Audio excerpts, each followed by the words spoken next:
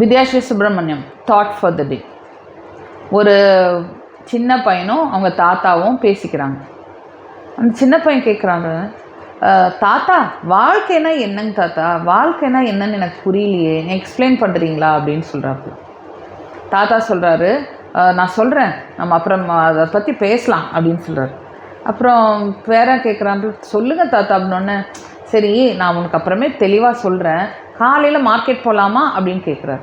அந்த பையன் okay market போகலாம் அப்படின்னோடனே 2 பேரும் காலையில் மார்க்கெட் போய் வேணுங்கிற ஜாமான்லாம் வாங்கிட்டு, கறி கோழி எல்லாம் வாங்கிட்டு பேசிக்கிட்டு வர வழியில் ஐஸ்கிரீம் சாப்பிட்டுட்டு ஹோட்டலில் போய் சாப்பிட்டுட்டு ரொம்ப ஜாலியாக முடிச்சுட்டு வராங்க.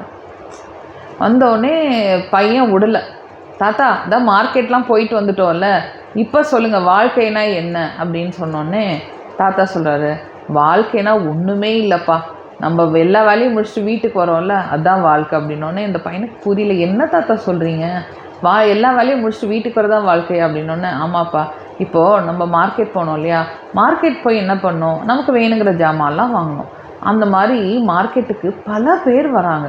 ஒருத்தர் காய்கறி வாங்க வருவாங்க, ஒருத்தர் மல்லிகை சாமான் வாங்க வருவாங்க, ஒருத்தவங்க அவங்களுக்கு வீட்டுக்கு வேணுங்கிற ஜாமான் வாங்குவாங்க. சிலவங்க வாங்க வந்துட்டு என்ன வாங்குறதுனே தெரியாமல் மறந்துட்டு திரும்பி போகிறவங்களும் இருக்காங்க. சிலவங்க வந்து லிஸ்ட்டு போட்டுட்டு இந்தந்த கடையில் இது வாங்கணும், இந்தந்த கடையில் இவ்வளோ பொருள் கம்மியாக இருக்கும்னு சொல்லிட்டு கம்பேர் பண்ணி அதை நல்லா வாங்கிட்டு போவாங்க. சிலவங்க புதுசாக மார்க்கெட்டுக்கு பொருள் வந்திருக்கா, இது எனக்கு தேவை இருக்கா இல்லையான்னு தெரில, பட் பொருள் நல்லா இருக்கேன்னு வாங்கிட்டு போகிறவங்க இருக்காங்க. சிலவங்க ஐயோ மார்க்கெட் வந்துட்டோம், எப்படி வெறும் கை வீசிட்டு போகிறது அப்படின்னு சொல்லிட்டு அந்த பொருளை வாங்கிட்டு போவாங்க. சிலவங்க வந்துட்டு ஒரு இன்ட்ரெஸ்டே இருக்காது, எதுக்கு இவ்வளோ காசு செலவழிக்கணும் அப்படின்னு திரும்பி போகிறவங்க இருக்காங்க. சிலவங்க லிஸ்ட் போட்டு வந்துட்டு இவ்வளோ பொருளுக்கு இவ்வளோ காசு இல்லையேன்னு சொல்லிட்டு கம்மியாக பொருள் வாங்கிட்டு போகிறவங்க இருக்காங்க. அந்த மாதிரி பல பேர் இந்த மார்க்கெட்டுக்கு வந்துட்டு போகிறாங்க. சிலவங்க இந்த மார்க்கெட்டுக்கு வந்து சந்தோஷமாக போகிறாங்க, சிலவங்க துக்கமாக போகிறாங்க, சிலவங்க வேதனையோடு போகிறாங்க, சிலவங்க வெற்றியோடு போகிறாங்க. பொருளெல்லாம் விற்றவங்க சந்தோஷமாக போகிறாங்க, நிறையா பொருள் வாங்கினவங்க சிலவங்க சந்தோஷமாகவும் போகிறாங்க, சந்தோஷம் இல்லாமல் போகிறாங்க. இந்த மாதிரி மார்க்கெட்டில் எவ்வளோதான் நடவடிக்கைகள், எவ்வளோதான் ஆக்டிவிட்டீஸ், எவ்வளோ விஷயங்கள் நடந்தாலுமே இவங்க எல்லாருமே ஒரு நாள் அன்னைக்கு வேலையை முடிச்சுட்டு எல்லாருமே வீட்டுக்கு போகிறாங்க பாரு, அதுதான் வாழ்க்கை அப்படின்னு சொல்கிறாரு. இந்த பையனுக்கு புரியல, என்னது எல்லாரும் வேலையை முடித்தா வீட்டுக்கு தானே போவோம் அப்படின்னா, ஆமாம் நிறையா பேர் வேலையை முடிச்சுட்டு வீட்டுக்கு வராமல் வேற எங்கேயாவது போயிடுறாங்க. ஏன்னா வீட்டில் நிம்மதி இல்லை, வீட்டில் எதுவுமே இல்லை அப்படின்னு சொல்லிட்டு போகிறவங்களும் இருக்காங்க.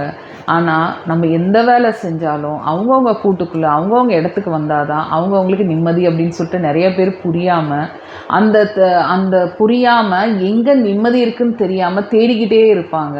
அந்த மாதிரி இருக்கக்கூடாது, நம்மளோட நிம்மதி நம்ம இடத்துல இருக்குதுன்னு சொல்லிட்டு புரிஞ்சுக்கிட்டு எவ்வளோ தூரம் போய் என்ன வேலை செஞ்சாலும் கடைசியில் நம்ம வீட்டுக்கு வந்தால் தான் திருப்தி அப்படின்னு நம்ம யாருக்கு புரியுதோ அவங்களுக்கு தான் வாழ்க்கையில் டெய்லி நிம்மதி கிடைக்கும் அப்படின்னு சொல்கிறாரு.